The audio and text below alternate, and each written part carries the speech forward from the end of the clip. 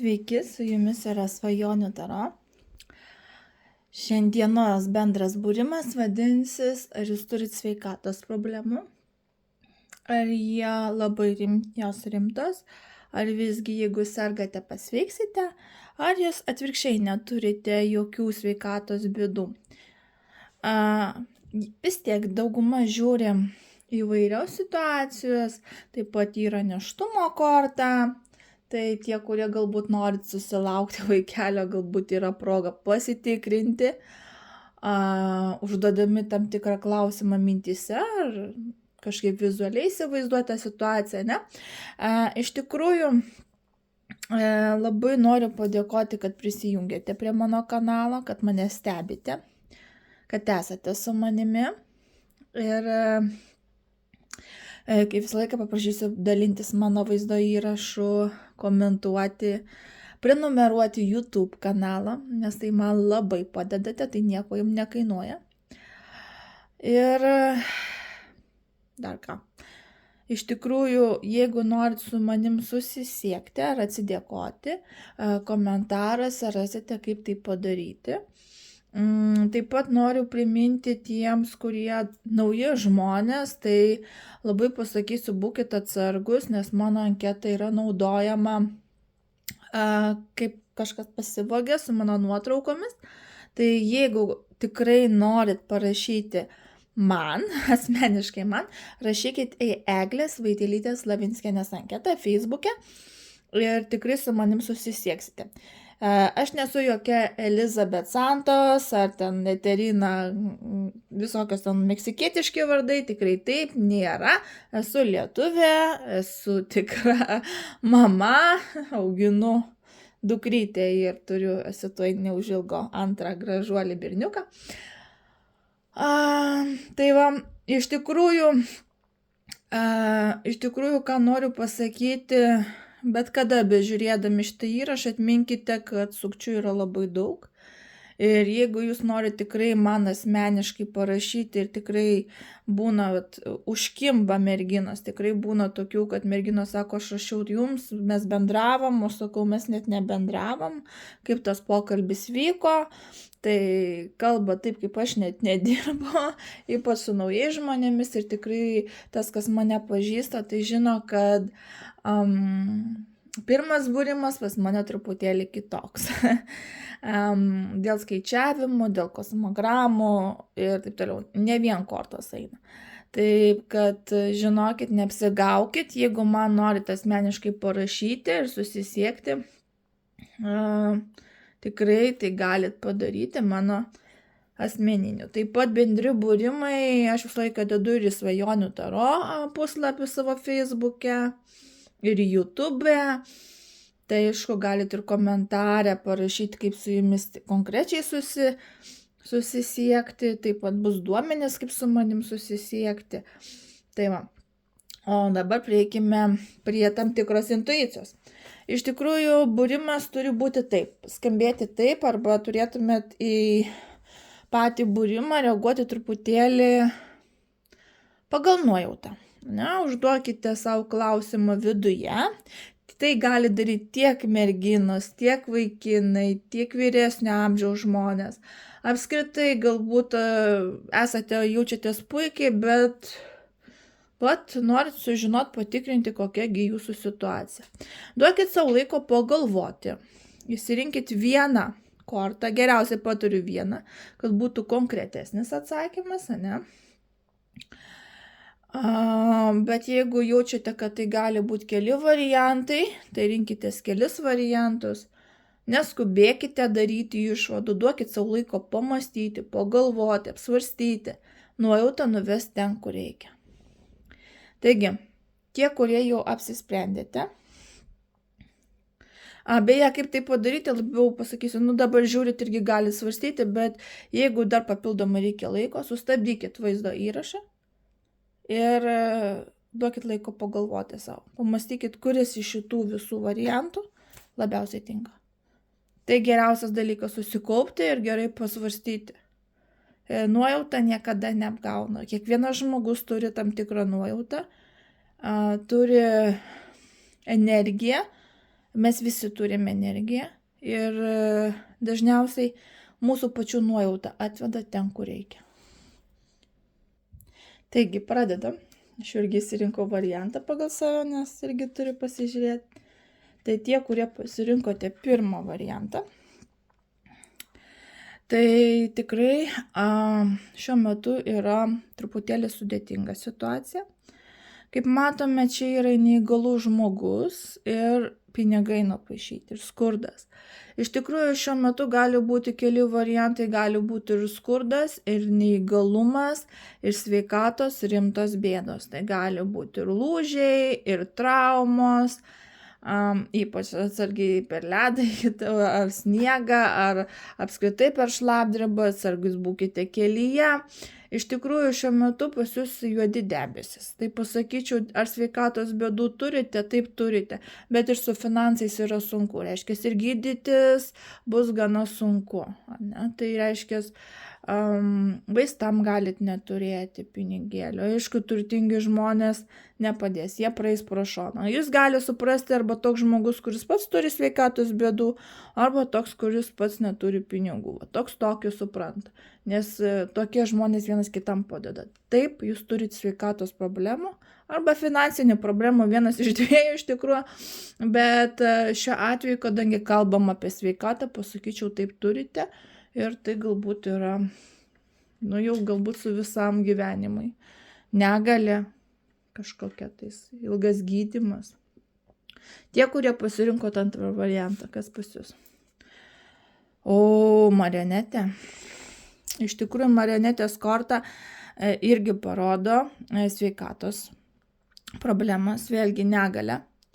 Tai yra korta, kuri iš tikrųjų parodo, kad galbūt jums reikalinga slauga arba negalit valdyti savo kūno dalių arba jos nyksta. Dažniausiai šitą kortą vadinamas, kai tam tikros jėgos valdo. Galėčiau pasakyti, tai gali būti ir maginis įsikišimas, taip pat gali būti, kad tai yra, tarkim, tyčiojamasis, pažeminimo būdu padarytos problemos, bet dažnai tai parodo, kada žmogus nekontroliuoja savo kūno ar tam tikrų kūno, pasakysim, organų. Gali nykti organai, gali nykti raumenys, širdis neveikti, galit invalidas būti, arba invalidė. Iš tikrųjų, problema yra, tikrai reikia specialistų. Trečias variantas. O, graži korta. Šitie žmonės tikrai neturi sveikatos problemų, labai darbštus, labai energingi, sportiški žmonės. Jeigu jums jaučiasi kažkokios problemos, tai gali būti dėl judesio, kad per daug dirbote, persistengėte, persitempė, bet šiaip labai energinga korta, aktyvi korta, labai pozityvi energija, sveikata turėtų būti puikiai. Jūs nenustykstantis degtukai esat. Ketvirtas. Gyjimo ir apsisaugojimo korta, tuo pasakyta, taip, jūs gyjate, jeigu turėjote sveikatos problemų, bus viskas gerai. Ir pasakysiu su dar apsauga, taip, kad problemų neturėtų būti. Taip, čia reikalingos atostogos, miegas, taip, sveikata gali būti, bet čia pasakyčiau labiau panašių į slogą, į gripą, į nuovargį, išsekimą truputėlį kūno, kada reikalingas grinai lovos režimas. Gali būti ir kažkokia rimtesnė liga, bet įsimiegojus, palsėjus, atsigavus, patostagavusi, tikrai galima pasveikti. Taip, kad ketvirtukas kardu rodo, kad trūksta poilsio energijos atsigavimo. Taip, vežimo korta. Čia matosi, kad žmonės kovoja. Nežinau, šiaip tai turėtų būti puikia sveikata, bet iš tikrųjų kaip vežimas turi du galus, nes du arkliai gali patimti vienas vieną pusę, kitas į kitą. Iš tikrųjų kova visą laiką rodo, simbolizuoja, kad galbūt kažkokia problema yra, bet jeigu savim tikėsit, jeigu tikėsit gydymu, jeigu tikėsit, kad pasveiksite, žinoma ir pasveiksite, visi norai išsipildys. Tie, kurie abejojate arba turite, nusivylėte arba jau save kaip ir pasakysiu taip, nurašėte, tai dėja prognozės gali būti ir labai liūdnos ir sveikata pakreipti ne į labai gerą pusę. Taip. Nu ką. 7. O čia va tai irgi, šitą pusę kažkaip tai labai tokia aktyvi. Taip, čia yra, kad jums grėsia ne tai, kad liga, bet jums grėsia ir pavojus ir nelaimingi atsitikimai. Gali būti traumos, galit būti užpultas, arba užpulta, gali būti taip, kad kažkas turit priešų ir gali bet ką padaryti ir išprievartauti ir sudeginti, galite eiti ir nugriūti, koją, kiršnę susilaužyti. Dažnai šita korta rodo ir sveikatos problemas, ir kad turite priešų. Tai tie, kurie turite priešų arba, šiuo metu pasakysiu, yra mano pažįstama viena išsitraukė tiesiog ant sveikatos, sako, pasitikrinti, ar net sveikatos kažkoks buvo savaitės klausimas. Ištraukė ir tą dieną pasiterpė čiurną, čiuoždama ant ledo. Tai iš tikrųjų šita korta visgi rodo pavojų į jūsų sveikatą, tai jums grėsia pavojus. Tai dar nėra liga arba šita liga gali būti sukelta kito žmogaus. Taip pat tai gali būti maginiai dalykai. Čia kam kaip kam. 9 kardų, nemiega, stresas, pavargimas, psichologinės problemos, šizofrenija. Čia daugiau psichologinės problemos, psichinės problemos, nemiega taip pat gali būti link savižudybės, kada žmogus tiesiog nebepaneša psichologinių traumų. Čia reikalingas psichologas, psichiatras, galbūt jeigu tai kažkoks yra stresiukas, nemiega, pavargimas, reikia mažiau galvoti ir mažiau prisigalvoti, to ko nėra, o tiesiog pamėginti blaivių protų pamastyti. Jeigu ir yra, tai priklauso nuo kiekvieno žmogus. Vienam tai gali būti nemiegos problemos, trečiam tai gali būti psichologiniai dalykai, stresas, kažkas, sakykime, galvoje šiuo metu ūžia, daug minčių, daug idėjų, negalite susikaupti. Kitiem jau eina ir rimtesnių bėdų, tai gali būti ir šizofrenija, ir vaidentis, ir žmogus nekontroliuoti tai, ką daro, tai, ką mato, gali vaikščioti kaip zombis ir gali bandyti net į savižudybę kai kurie žmonės, nes jeigu protas jau, sakykime, tiek, čia gali būti tikrai stiprių psichologinių problemų. Čia priklauso nuo jūsų situacijos ir tai, ką žiūrite, arba tiesiog mastote apie kažką galvojate, tai tikrai reikia, čia labiau tokio įsikalbėjimo galbūt reikia, arba reikia jau specialisto, kuris galėtų padėti. Taip, 6, 7, 8, 9. O, graži korta. Tai iš tikrųjų šitai kortai, pasakyčiau, ir gera sveikata yra, gera, bet ir galiu kartais pasakyti ir bloga. Jeigu įsitraukėt kelias kortas, tai gali būti ir jeigu matote sudėtingą situaciją, tai šitą gali rodyti ilgalaikį gydymą, ilgalaikius vaistus vartojimą, pastovų vartojimą, bet šiaip tai parodo nėštumą, parodo ilgalaikį gyvybingumą, energiją. Galbūt trūksta kažkokių vitaminų minimaliai, mineralų, tai tiesiog matosi, kad tiesiog reikia galbūt pabūti gamtoje arba pagerti vitaminų. Nebent sakau, jeigu kristų man, tarkim, liga šita, šita korta kristų su šita korta, tai pasakysiu ilgas gydymas su vaistais. Tai yra ne operacinis gydymas, bet eina jau, pasakysiu taip, kad vaistų pagalba. Taip, 6, 7, 8, 9, 10. Šitie žmonės neturi sveikatos problemus. Jie pakankamai aktyvūs, energingi, o jeigu ir yra kažkokios problemos, pasitelkite į daktarus, pasitikėkite jais, matosi šventimo korta, kad kiti žmonės padeda. Jeigu ir sergate, tai tikrai pasveiksite nuo ligos ir su tokia didžiulė pergale, su tokiu dideliu mūšiu grįžti. O tie, kurie tiesiog menkas jaučia tokias, simptomai kažkokie yra, tai žinokit, kad tikrai pasveiksite. Galbūt teks ne vieną daktarą aplankyti ir ne vieną draugę, ar draugą, ar šeimos narį, kuris padeda, bet čia eina link pasveikimo. Sekantis. Čia irgi gausite gerą žinią, geram sveikata. Tai gali būti susiję su noru išsipildymu, vaiko gimimu, su pačiais vaikais, bet gausite gerą žinią. Jeigu ir buvo problemos, jos išnyks. Gausite labai gerą žinią apie gerus pokyčius. Taip. 12 korta. Čia reikalinga harmonija, jūs tiesiog įsibalansavęs. Galbūt per daug streso, galbūt per daug įtampos, pavargote, įsiblaškote. Sveikata turėtų būti gera, tiesiog reikia ramybės, poilsio, meditacijos, spa centro, vonios geros. Tiesiog gero masažo, baseino kokio. Jeigu nėra vonio, pamirkti gali drąsiai. Tai šiuo atveju, arba duše įsimaudyti, kažkokiu būdu palsėti reikia, atsigauti vidinę pusiausvyrą atrasti. Nėra sveikatos bėdų, bet įtampa gali būti kažkokia tais, ar tiesiog psichologiškai, bet čia toks ramus žmogus turi būti, čia toks atsipalaidavęs.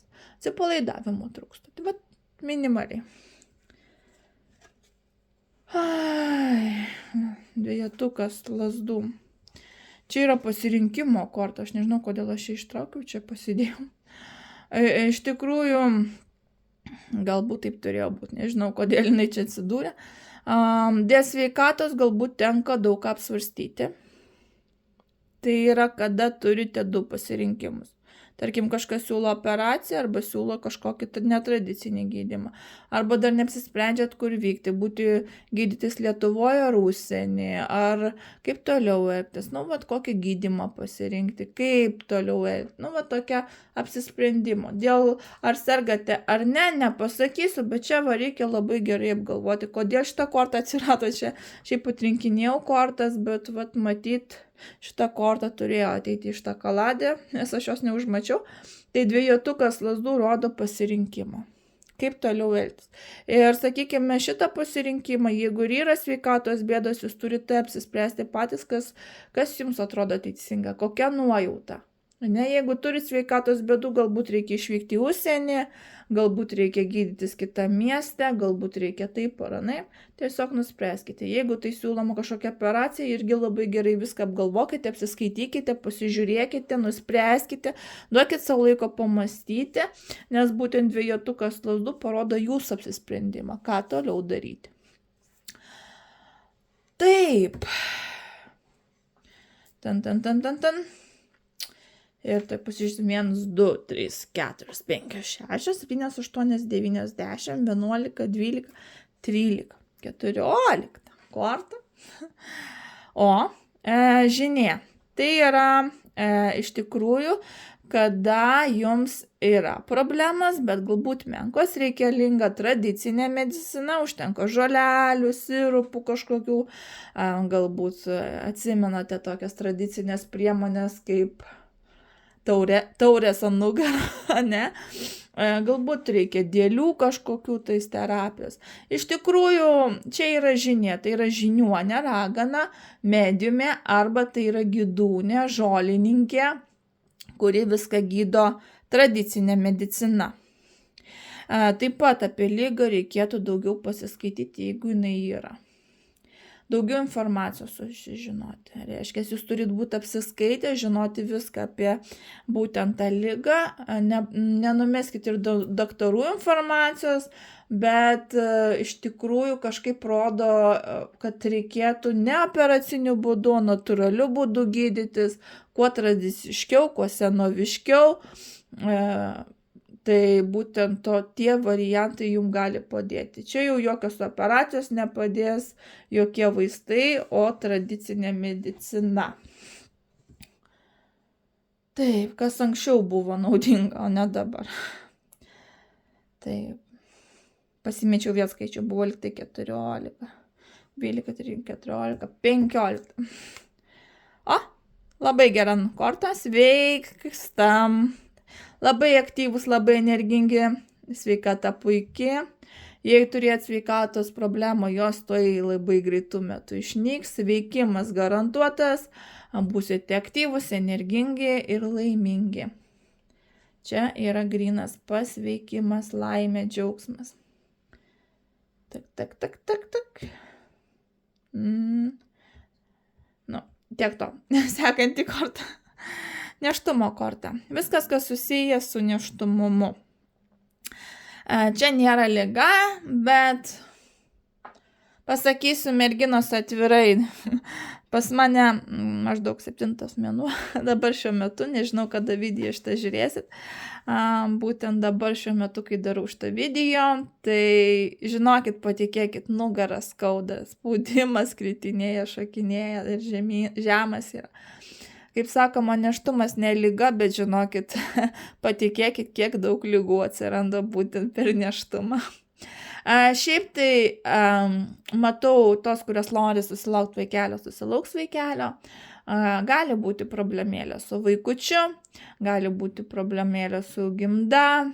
Šiaip reikia valgyti sveiką maistą, rūpintis savimi, pailsėti, atsigauti, skirti daugiau dėmesio savo, poilsis, energijos atgavimas, ramybės būsena. Vat labai svarbus dalykai. Jeigu tai, tarkim, merginos tos, kurios bandot pastoti, gali būti, jeigu liga, tai niekaip negalit pastoti. Tai gali būti kažkokios problemos su nėštumu susijusios, ne? Persileidimai, kiaušidžių problemos, ne? Viskas, kas susiję. Su pačiu nėštumumu. Tai vat, jeigu tai liga, iš tos rimtesnės pusės galima žiūrėti iš neigiamos pusės, bet jeigu tos merginos, kur nori pastoti, susilaukti vaikelį, tai greičiausiai tai ir padarysite. Taip. 12, 13, 14, 15, 16, 17. O čia tai tikrai liga yra. Vėlgi velnias mums atneša tikrai nelabai gerus dalykus. Dažnai pats velnias simbolika yra kas? Žalingi įpročiai. Nuodėmės, juodoji magija, seksualiniai žaidimai, prievarta, materializmas, agresija. Bet dažniausiai susiduria kas su ligom, tai yra alkoholikai, narkomanai, bulimikai, anoreksikai. Ir net tie, kurie sakytų, mes gyvenam sveiką maistą. Jeigu vartojat kažkokius papildus, vitaminus ar kažkokius vaistus, kuriuos daktarus paskyrė, tai gali būti tie vaistai neveikia taip kaip jums. Jums yra paskirti. Reiškia, tai gali būti jau kaip ir priklausomybė arba kad tie vaistai jų žaloja.